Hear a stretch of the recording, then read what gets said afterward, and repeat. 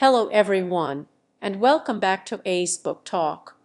Today, we read diving into a cornerstone of historical and political thought, Thucydides, History of the Peloponnesian War. Now, Thucydides was just some armchair philosopher.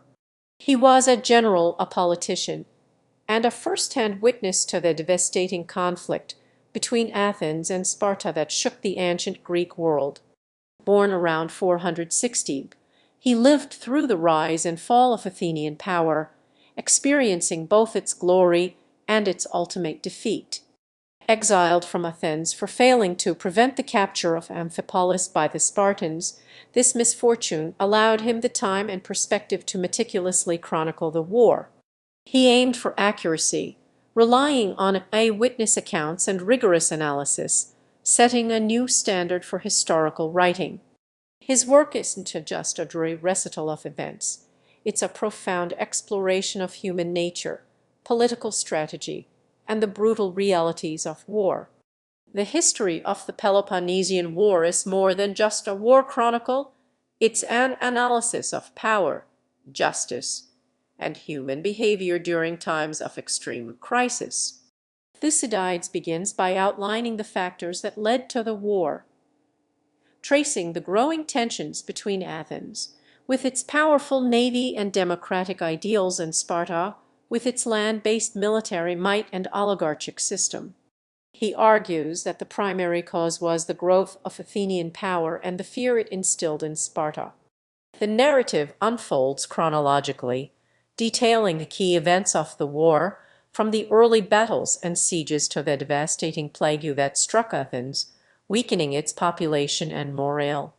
Thucydides masterfully captures the shifting tides of the conflict, the strategic decisions made by both sides, and the impact of those decisions on the ordinary citizens caught in the crossfire. One of the most famous sections of the book is the Melian Dialogue. The Athenians, powerful and ruthless, demand the surrender of the small island of Melos. The Melians appeal to justice and fairness, but the Athenians dismiss these arguments, stating that the strong do what they can and the weak suffer what they must. This chilling exchange highlights the brutal realism that permeates Thucydides' work and underscores his belief that power, not morality, often dictates international relations.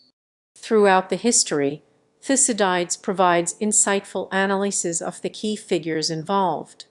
He examines the leadership of Pericles, the Athenian statesman whose vision and policies initially guided Athens to greatness. He also portrays the strengths and weaknesses of other prominent generals and politicians, offering a nuanced understanding of their motivations and actions.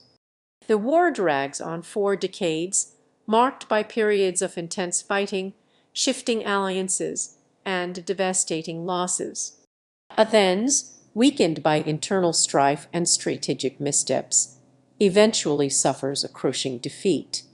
Thucydides meticulously details the events leading to Athens' surrender, highlighting the role of hubris and the consequences of overreach.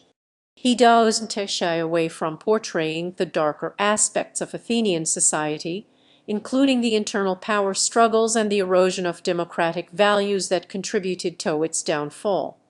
But the book isn't just a story of Athenian decline. Thucydides also explores the long-term consequences of the war on the entire Greek world. He shows how the conflict destabilized the region, weakened the power of the city-states, and paved the way for future conflicts. His analysis is remarkably prescient, anticipating many of the challenges that would continue to plague Greece for centuries to come. So, what can we learn from Thucydides' History of the Peloponnesian War? The book offers several profound lessons that remain relevant today. First, it reminds us of the enduring importance of understanding human nature. Thucydides believed that human behavior is driven by fundamental desires, such as the pursuit of power, the fear of loss, and the quest for honor. By understanding these motivations, we can better predict and respond to the actions of others, both in personal relationships and in international affairs.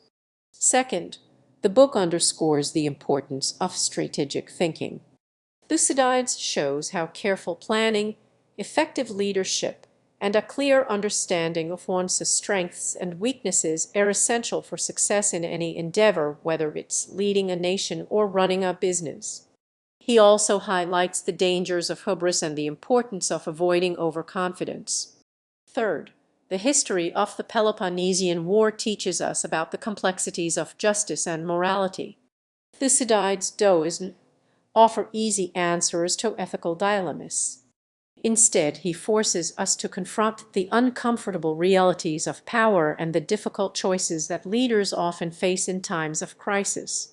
He challenges us to think critically about the relationship between morality and expediency and to consider the long-term consequences of our actions. Finally, Thucydides' work reminds us of the cyclical nature of history. The rise and fall of Athens serves as a cautionary tale, illustrating how even the most powerful and prosperous societies can succumb to internal divisions, strategic errors, and the relentless forces of change.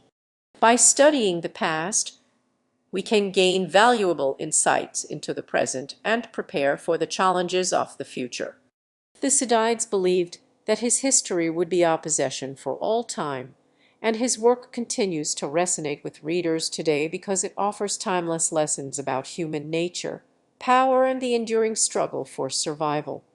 Thank you for joining me on this exploration of Thucydides' History of the Peloponnesian War. I hope this discussion has inspired you to delve into this classic work and discover its many insights for yourself. Be sure to subscribe for more book recommendations and discussions. Until next time, happy reading!